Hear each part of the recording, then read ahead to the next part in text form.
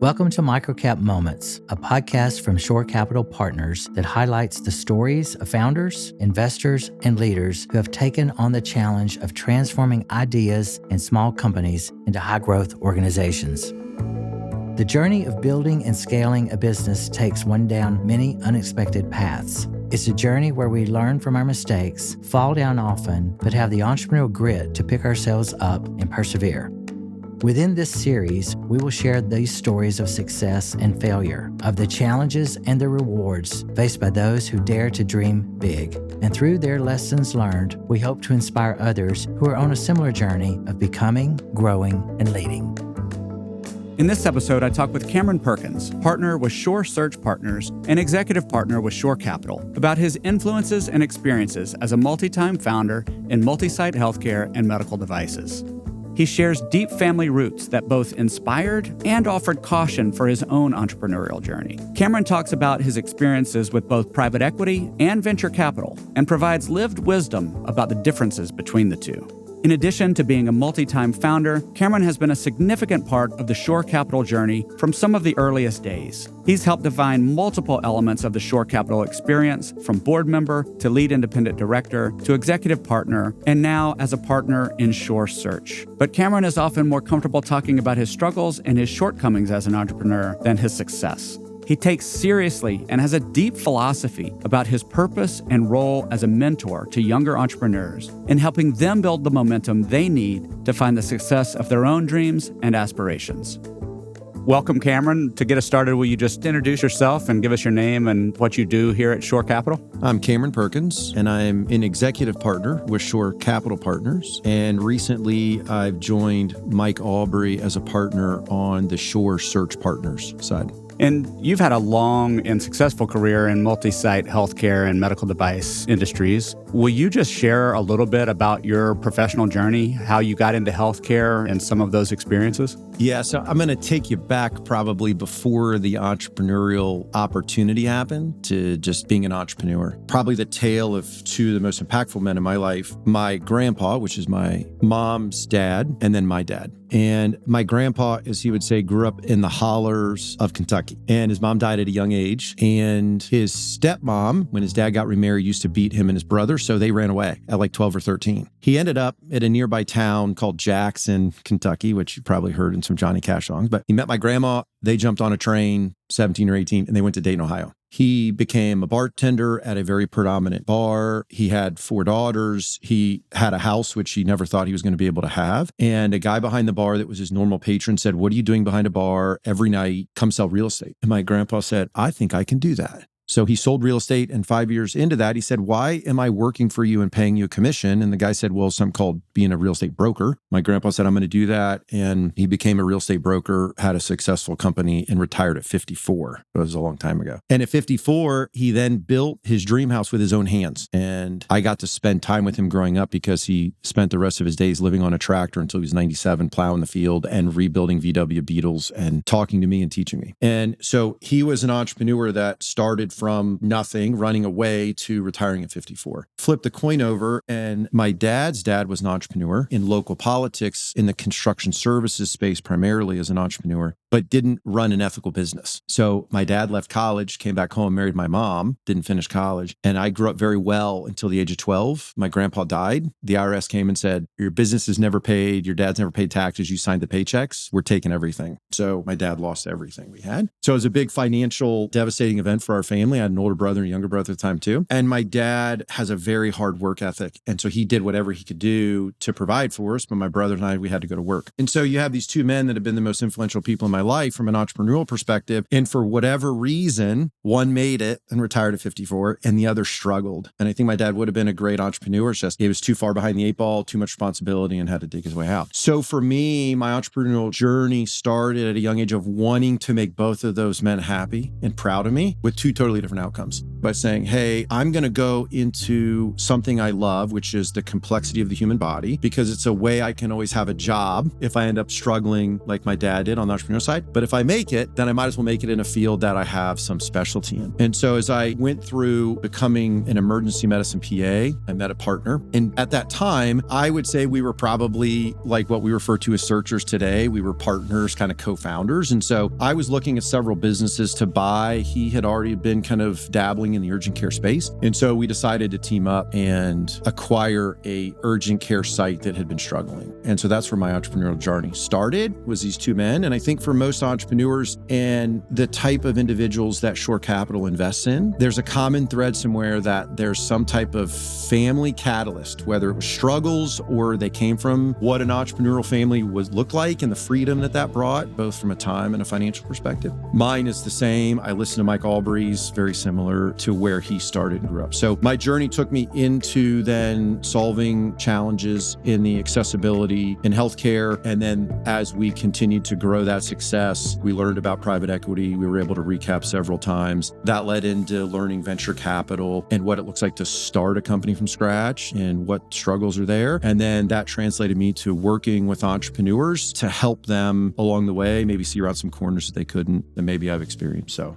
that's been the journey for me. And it's been a lot of joy and a lot of pain. And if you don't have both, then you're probably not developing correctly. Yeah. And I would love to just hear your thoughts as you've gone through that journey and not only been driven initially by your grandpa and your dad's experiences, but as you've gone through your ups and downs. I just wrote down like your grandpa's thinking this entrepreneurial, like I can do that. Yeah. And then your dad having the sort of crisis on his hands with everything being taken and just having to have the grit and resilience to get back out there and try to dig back out. What are some of the lessons that like you keep coming back to? And maybe now you coach people around that go all the way back to those two. Here's what I've learned about myself and entrepreneurs, both successful and ones that struggle, and then really talented, gifted executives. There's some innate characteristic of an entrepreneur that believes in their ability, whether or not they have the capability or not. So I think a lot of my time coaching entrepreneurs is, do they really believe in their ability? Which means I might not know the right type of financing language, or I might not know supply chain management, but I believe my ability to do it, and I'm going to do it at all costs. And so I think entrepreneurs are willing, like I did when I started my first company with my partner, was my wife was 5 months pregnant with our first, and I mortgaged our house that we'd owned for a year. And that's all the money we had was put into the house. And we lose it. And so I believed in our ability to do it, but I didn't get formal business training. And so a lot of the lessons learned was at our own dollars and our own expense along the way. We were just fortunate to be running a business that was generating enough cash flow we could make those mistakes, right? And so I think in the entrepreneurial mindset of, I'm just going to go do it. My grandpa just believed in his ability. I'm just going to go do it. And I think my dad was scarred from just the poor decisions that my grandpa made that he had to live with, that he wasn't able to get back to the point where he could risk it all because he lost it, even though he didn't risk it. And so I think that he had a challenge believing in his ability to overcome if it didn't work out. I think when I coach entrepreneurs, I'm often asking them the question in this way: what ability do you think that you possess that will allow you to overcome really difficult times? And what capabilities are you trying to gain to help you avoid mistakes that you might be facing in the future? And we were talking just before we started recording about some of your thinking and your philosophy on coaching others and being a board member and a range of things that you do to support other people's success in their entrepreneurial journey and growing their businesses and so forth. Will you just talk a little bit about how you think about your role and how you support leaders and companies today?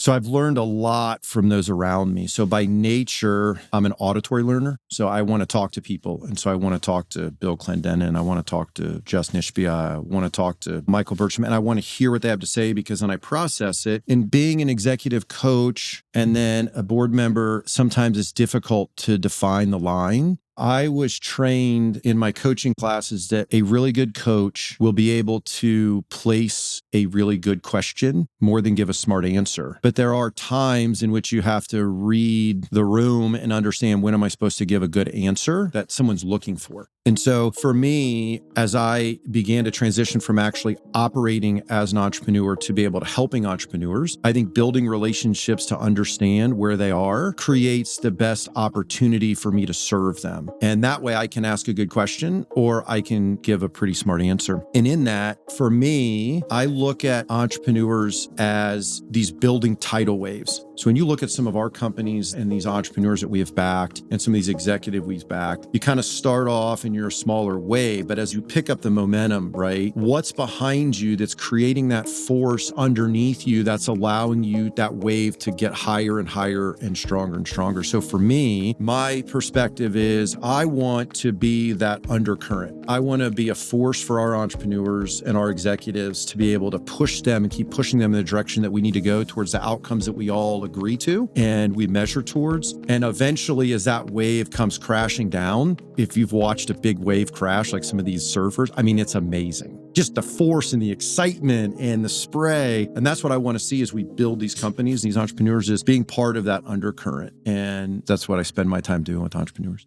I love that metaphor. And I was just with a company yesterday that's closing a seed round and is in that early stage, and just talking with the founding team and acknowledging that they're in a place where they have very little inertia. There's very little momentum. So every day is like you don't coast for a moment because there's none of that force that you're describing of the wave behind you yet, that you're building that every day. I'm curious from your experience, both in that role, but also in coaching, what's something people maybe don't understand about what it's really like to be an entrepreneur? We see shows on TV and entrepreneurship is very sexy and, but what's something that people really maybe don't get about what that experience is like? I don't think people understand the nature that it's all consuming. And when I think about an entrepreneur who is willing to mortgage their house and max out their personal credit cards and sign for personal loans for a bank, I mean, there's no walking away. And as an entrepreneur, I'm willing to risk on my ability. The second thing I think that might be a misunderstanding, especially successful entrepreneurs, is because a lot of entrepreneurs have had to scrap and fight their way to success, they come off as arrogant. And I think that's just because a lot of them have such a level of confidence in their ability that they produced something and created something that you have to crack through that shell. Most of them are not arrogant, but they come across that way. So I think there's a misunderstanding there of their level of confidence to be able to create jobs, create a great product that consumers want, and to create financial success. And so I just enjoy spending time with those people. Yeah. When you think about how Shore prides itself on being founder friendly, any thoughts on what that means, having been a founder and now having been on the side of an executive partner? Any description or insight on how Shore approaches founders that may be different, that includes that kind of understanding and empathy for the journey you just described? I was drawn towards Shore when I first met them, when they had invested in fast-paced urgent care. I think it was like their fifth or sixth investment. So young firm, young partners that were entrepreneurs, and they've never stopped being entrepreneurs, meaning they find like-minded entrepreneurs and they bring their talent and resources there. And then they prop up that entrepreneur to be able to scale their business. Shore, more than any other private equity firm that I've interacted with or done work with, they practice what they preach. Their operational disciplines and what they hold themselves accountable to is the same standard that they're providing for their companies that they're backing. And so they can look at a founder and say, we are founders. They can look at a founder and say, I know the pain of putting this process in or making this investment, or how do we learn from that failure? Because they do that. Or mortgaging your house. Or mortgaging your house and starting off in a little room on plastic chairs and having to do the cold calling. Like, it's never stopped. I mean, in the time that I've been here, and what continues to draw me and why I continue to introduce entrepreneurs that are looking for opportunities to scale their businesses with the right partner, is I have not found another investor group that has stayed entrepreneur in their mindset. They get bigger and bigger and bigger, and they get further and further away from the entrepreneur. Not sure. Like, they're right there with them, alongside them. And they bring in executive partners, operating partners, others that have had successes and failures to be able to share that. And so the resources, not just in the processes and the systems and the operational disciplines, but relationally, how how do I navigate this emotion? How do I navigate this relationship? How do I hire the right individual? I hired the wrong individual. How do I shift that individual out? This creates a lot of anxiety for entrepreneurs and leaders when the company is moving so fast. And so for an entrepreneur to be able to have other entrepreneurs who have gone before them be alongside them, that's founder friendly. Yeah. It doesn't exist in many places and spaces in the investment world. Well, and I think the other part that I really appreciated, I've been here 4 years, a lot less time than you, but came from 2 tech startups in the prior decade or so. And I think in addition is just the awareness that they're not just buying a good business, they're partnering with this entrepreneur who, put their kid through college on this business, or whose kids were raised in this business, or, that it's that background story that's a part of it. It's not just the forward-looking, now I've got this nice asset that we're going to build and be entrepreneurial together, but it's recognizing that if I'm partnering with you, I know what you've put into this business. And that awareness and that approach to me is differentiating just from a values perspective of exactly what you were describing, that confidence, that pride, that all-encompassing thing that when we partner with an entrepreneur, a founder, seller, we know that's what's coming into the partnership. Yeah, that's right. It's well said. So your entrepreneurial journey started when you founded FastMed. Will you just talk about that first company? Yeah, so I co-founded with my partner FastMed. So we started that company. And I think in the search world today, they would call it co-CEOs, right? Yeah. I mean, that wasn't coined back then. Nobody was co-CEOs. What we do today and what partners do in the search world is they're co-CEOs and they understand the value that they're bringing to each other in the business. And so my partner, Jason Williams, who had already started to dabble in the urgent care space, we were working together and he was a mentor of mine in the emergency room. And the idea is that the way my left brain works is very logical, very analytical, very systems and processes. And he's much more right brain. So, hey, here's the big picture. We can change healthcare. We can really impact our communities. We can provide this unbelievable experience. And so we co-founded FastMed together. And that's the business that we scaled. And, our early on investors, we made them 10x cash on cash. We recapped the first time. And then we continue to grow it to the 4th largest urgent care company nationally. Again, those institutional investors had north of a 7 or 8x cash on cash return. And so FastMed I really dealt with and managed the scalability on the operational side and managing our healthcare providers. And Jason kept working with bringing in healthcare providers that wanted to co-invest with us, as well as not just managing that, but also managing on where we should go, how we should set up, and where the company is going, in general. And so that's how we ended up operating together over the time in the life of the business. Yeah. And then later you were the founding CEO of Anutra Medical. Yeah. So this is where my entrepreneurial journey, sometimes you have a lot of success and sometimes you get in trouble. I said, hey, I want to learn the venture capital space. I've been around shore capital. I understand private equity, but there's this whole new world called venture capital. So a couple of my acquaintances in the investing world, I was doing some investing, and in some other business groups I was in, there was a Harvard Business School grad that he had started and sold one of the larger tech companies kind of coming out of HBS. And he was working with a dentist and they developed a medical device, but it was a concept. And so they said, hey, Cameron, why don't you come in here with us and be this kind of founding kind of CEO? We need to go raise venture capital money. And I thought, that's a challenge. I believe in my ability, even though I have no capabilities to go do this. So anyway, that was a lot of fun. We had to design the product. We had to get it cleared through the FDA. We had to commercialize it through supply chain and our contract manufacturing partners. And then we had to figure out how we're going to sell this and get it into distribution. So we did that. And we then brought in a professionalized sales leader who then ended up kind of taking the company on, running it, because we'd grown the company and built it. So that was my venture into what is this world and how does it look? And so I learned a lot in that time. Yeah. A couple of things come to mind, both from the operations and partnership role to the CEO role, just that experience, but also would love your thoughts on your experience. I have my own experiences between private equity and VC. But first, being in the CEO, that was your first CEO role? Yeah. So officially? Or I guess you were co-CEOs. Yeah, but I mean, back in the day, you had to pick your titles clearly, in 2001, 2002, because people didn't understand whatever. Yeah. So I was the chief operating officer, but we operated as kind of co-CEOs. We did operations and stuff. This is my first CEO role of kind of a venture type where I'm looking at people and saying, hey, I'm taking your money and this is what it looks like. And so that was very interesting because in that environment, you're trying to develop a product that doesn't exist and you're trying to get it to market. Whereas Private equity is there's a product or a service that someone has developed some level of success around, and they want to come help that entrepreneur scale it. And so that's the biggest difference, is the pressure of you're looking at negative cash flow to get a product to market versus maybe I'm in a negative cash flow situation after some investments. That's because we've invested in doing some acquisitions or some de novos or building the team. And so that's the real difference to me between the venture capital side and the risk nature versus the private equity side. The calculation of the returns tend to be more consistent across the companies in a private equity because they're applying talents and skills that they,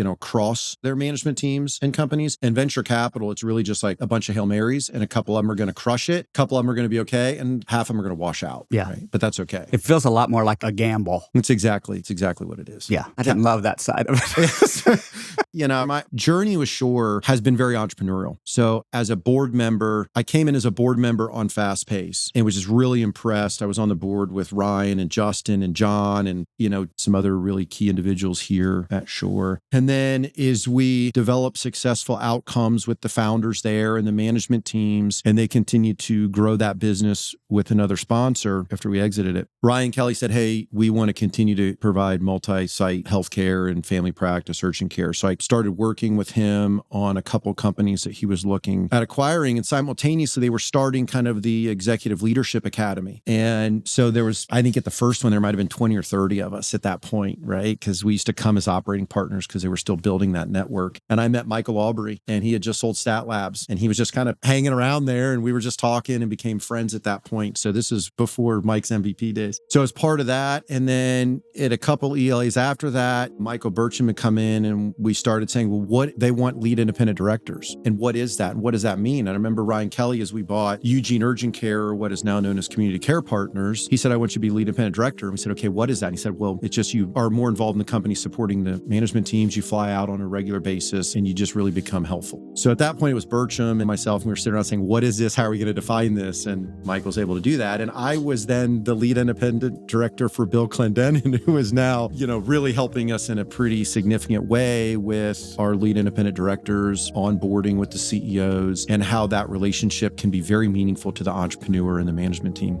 So then, we progressed down that path. And then, Justin has, and the partners have this idea of what is a centers of excellence and how do we continue to support our entrepreneurs, is what we were talking about earlier, like Fortune 500 resources to micro cap companies. And so Justin called me one time. He said, hey, we've got the COEs, and would you mind being involved and kind of helping us continue to shape that towards success? And so then I kind of got involved in that. So it's been very entrepreneurial, right? I mean, you've kind of been in all of the, right? Done all the things along the way. And at that point, I became an executive partner and kind of started down that path. And then, I get a call from Mike Aubrey and said, hey, you already know that Shore's kind of involved in the search thing. And, your story kind of lines up with kind of that quasi-search. You had a partner, you guys went out, found something, probably more on the self-funded side. We were self-funding while we were doing that. And he said, hey, listen, I think that you could really serve this community. And so would like for you to consider being a partner.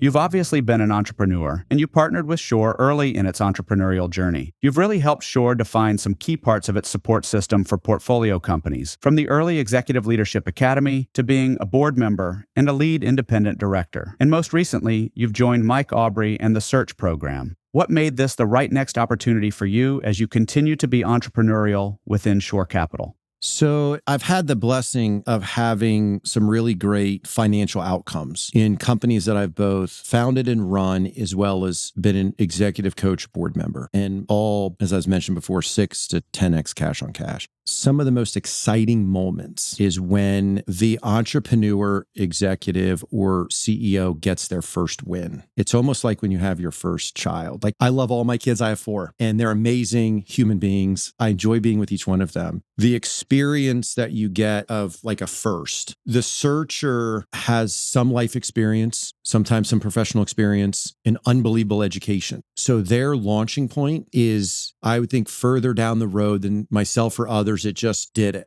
And they all have this ability, the belief, the ability to go out and to bet on themselves and risk themselves and to partner with people to do that. And they're developing their executive acumen and their operational IQ. And there is nothing that's more exciting than seeing those searchers find a business and learn and grow to the point in which they can exit that.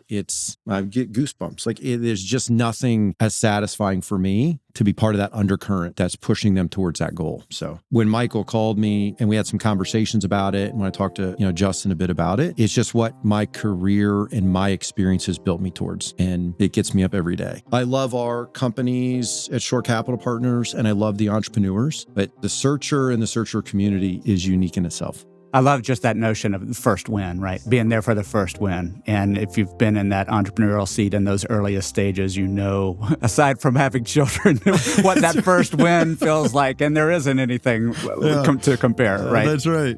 For our investments, what makes a good searcher? I mean, you can go all the way back to your experience and know what your entrepreneurial journey looks like. Now you've got a group of folks that are interested in joining this process. What are you looking for in what you think is going to get somebody in the position to find that first and successfully execute that first acquisition of a company? That's an interesting question.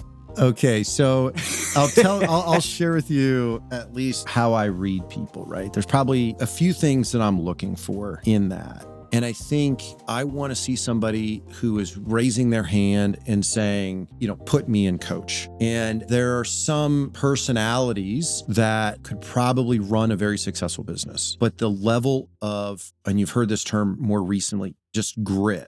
In my gut, I'm going to do whatever it takes. So they raise their hand and say, put me in, coach. And you say, well, all searchers are raising their hands. Well, all searchers are raising their hands because there's an idea of becoming an entrepreneur and an idea of building and selling a company. But that doesn't always translate to the coach looking at you and saying, hey, I'm putting you in. You want to go in, you're the right person to go in. I think the second thing is, and I ask this question of a lot of entrepreneurs, is tell me what you've read recently that's helped shape your current perspective. And I think what that points out is some might say, well, I don't read, but I listen to podcasts, or I don't listen to podcasts, but I get some thought of the day dropped in. What that tells me is they're learning. And it's really hard sometimes to be vulnerable. So to me, when someone can tell me what they're reading, what they're listening to, where they're growing, it tells me they're willing to learn and they're coachable. Because a searcher isn't expected to know everything. And so if they're learning, I think that's a big component, which means they can ask for help, right? And so making sure that when they're doing diligence on their companies and they're asking for investors to invest, that they're willing to ask for help along the way. I think the other thing that's really helpful is that they're able to articulate clearly how they think operationally to milestones or deadlines. And when a searcher closes on their cap table, the first 100 days of that can be very stressful because now all of a sudden they've taken on investors' capital and they're setting up their search or setting up their emails and their websites. And now they have to figure out, how do I do my market research? How do I develop a thesis? And then how do I go source deals? And so I think asking for help in that time, is an important phase of their success. And you'll hear me probably in some of my conversations kind of around the water cooler. Balance is hard for me to say I believe in, because the world itself is always coming out of balance. And so the amount of energy it requires to balance, what I have learned, and I think what others have taught me, is prioritization. And if you can become a master of prioritization, I think that you will live your fullest life and you will be a very successful entrepreneur.